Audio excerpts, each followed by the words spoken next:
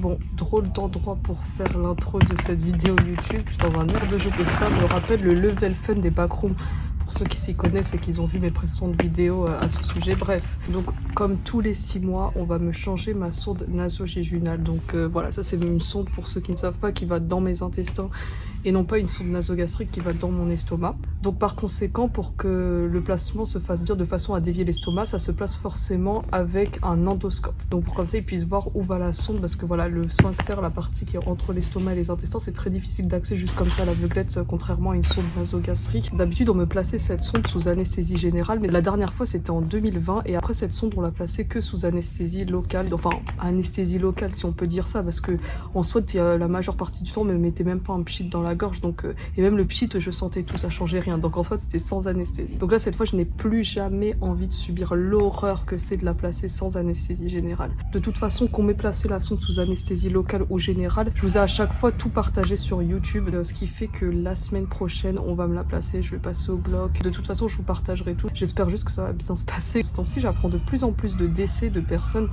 que je connaissais personnellement, qu'ils avaient également une gastroparésie. Donc dans l'une de mes précédentes vidéos, je vous avais fait part d'une fille que je connaissais personnellement, que j'avais rencontrée, etc., qui était décédée. Du coup, j'étais allée à ses funérailles. Là, hier, j'ai également appris le décès d'un homme avec qui je parlais par rapport à ma maladie. Il avait une gastroparésie, après il avait beaucoup plus que ça. Donc je ne pense pas que les personnes décédées avec une gastroparésie sont mortes vraiment dû à cette maladie, mais plus à cause d'autres choses qu'ils ont de base été entraînés à cause de cette maladie. Plus j'entends le fait qu'il y ait des personnes décédées, plus j'ai peur, on va dire. Bon, bref, du coup, quoi qu'il en soit, pour en revenir à ce changement de sonde, et bien évidemment, à chaque fois qu'on me change la sonde sous anesthésie générale, il faut d'abord que je voie un anesthésiste. Donc c'est pourquoi j'aurai rendez-vous demain avec l'anesthésiste. Et là, en fait, c'est comme d'habitude, il me pose des questions basiques, il prend ma tension, c'est en mode quel traitement vous prenez, machin chose, juste pour voir s'il n'y a pas de risque d'anesthésie, en fait. Du coup, je vais vous emmener avec moi au rendez-vous de demain et je vous dirai comment ça s'est passé.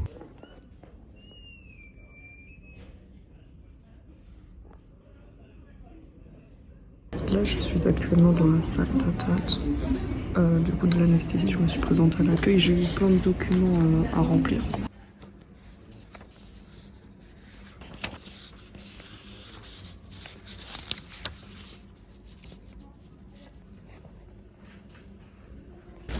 Du coup, hormis les papiers administratifs à remplir, il y a aussi ça qui explique ce qu'est l'anesthésie.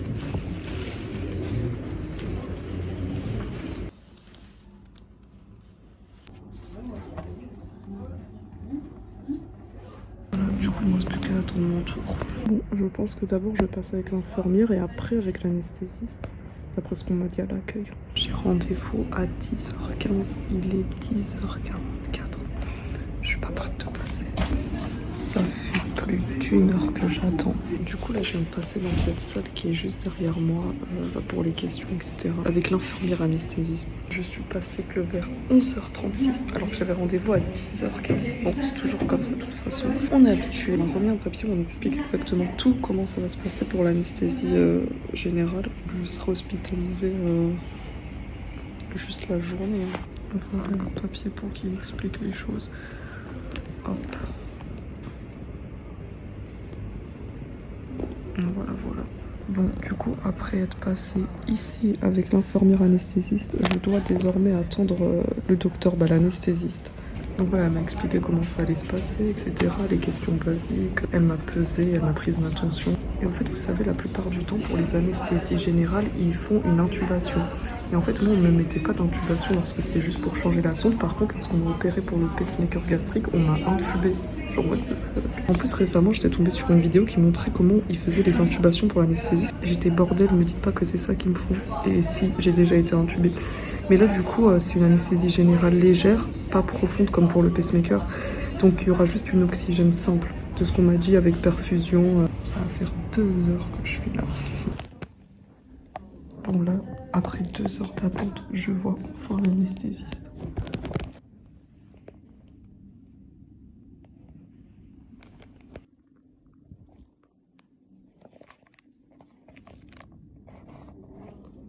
Le docteur est parti, je sais pas où.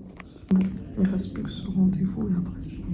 Par contre, il n'y a que des personnes âgées. Genre, je suis la seule jeune dans la salle d'attente. C'est long. Pourquoi le docteur il est parti pile au moment où c'est mon tour?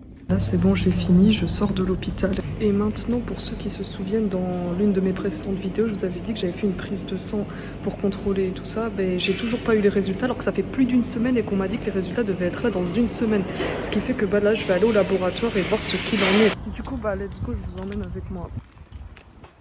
Bon là je viens de sortir du laboratoire et j'ai enfin les résultats de ma prise de sang. En fait je sais pas depuis quand ils étaient prêts mais ils m'ont pas prévenu par mail. Alors que d'habitude ils le font.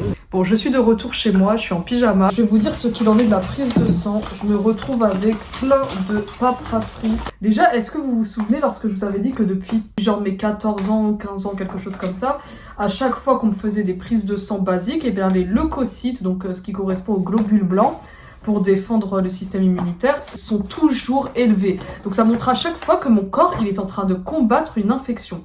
Et ça, les médecins, ils avaient jamais su me dire pourquoi, alors qu'ils constataient bien qu'il y avait un problème. Et il y a qu'au moment où ils ont trouvé pour tout ce qui est Bartonellose, Lyme, etc., que là, ils m'ont dit, en fait, c'est ça la cause des globules blancs élevés. J'avais pas refait de prise de sang après mes soins aux États-Unis, donc là, c'est la première. Et pour une fois, les globules blancs ne sont pas élevés. C'est la première fois depuis plus d'une dizaine d'années que c'est pas élevé quand même.